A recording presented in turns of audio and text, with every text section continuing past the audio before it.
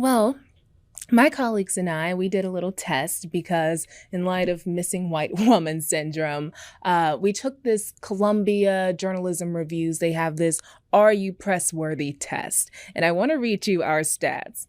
So I took it. I'm 25, Black, and in New York. I am worth 8 news stories. There was another young lady, she's 22, Hispanic, and in New Jersey, she was worth 23 news stories. Another young lady was 26, she's Asian, in New York, she's worth 8 news stories. And the last one, she's 23, white, and in New York, and she's worth 67 news stories. So, from our little game, we wanted to know, what can the media do to give more equal coverage? It's such an important question. And as you were reading through the numbers, I'm not surprised, which is sort of the sad reality that comes with all of this. It's not surprising to see that disparity. And frankly, that's why our cases stay open 4 times longer. But I think one of the most important things that the media outlets can do is to have a policy around how they cover missing person cases and how they cover cases of homicide. Because oftentimes there is sort of no rhyme or reason to it. And what it comes down to is just sort of this idea of discretion. And it's like, well, I think you're worth this many news stories, and now we're done. Versus, I think we this needs to continue to be in the news on a continual loop. And so I think when you have a space where there's actually a policy around these things, it forces people to have the really difficult conversations around why they are making the decisions that they're making. So, how do we go about creating that policy? Well, like, would we go through unions? What do we do? Yeah, well, and I think part of this, it's really important that there be this internal conversation that the media is having.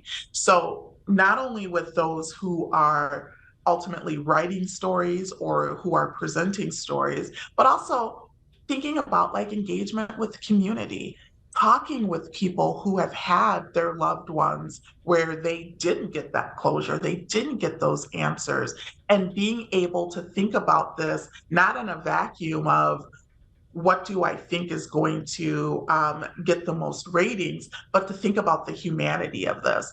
And to also think about the various ways that individuals who are missing, or if there are cold cases, that information could get out. I've heard some folks in media say, well, there's so many people that go missing, in a run of a year. How do we cover everyone in an equal way? And it definitely is a challenge, but I know that we can do better than what we are experiencing today. And maybe that's having a ticker that runs across the bottom of the screen, right? Maybe there is each week you're highlighting a cold case and you're paying close attention to who you're highlighting and making sure that it is representative of the states that folks live in as Right. well. It definitely isn't easy work, and there's no blueprint for this, right? And Mhm. that's been part of the challenge.